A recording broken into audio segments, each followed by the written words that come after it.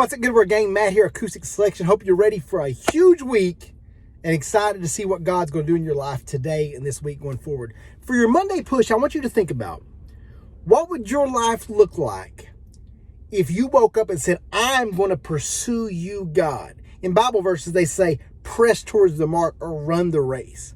I want you to imagine that just for a second. Take a moment and say, what would my life look like?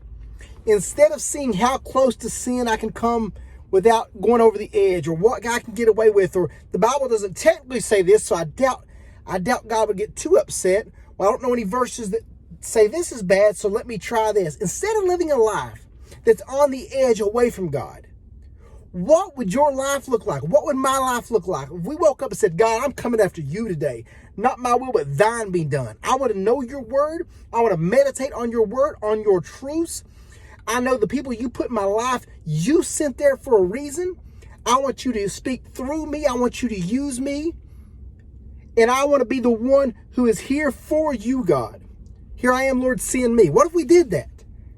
I love to work out of our imagination. So many people work on their past or their shortcomings or their doubts and their fears. What if we worked on our imagination? And our imagination says, God, I'm coming after you. I want to know you more. I want to do your will. I want to be right stride by stride, step by step with the Father. That's your challenge for this week. Go and say, God, I'm coming after you. Sir, I want to serve you. I love you. I thank you for all you've done. And through that power, the same Spirit that raised Christ from the grave lives inside you and I when we accept Him as our Savior.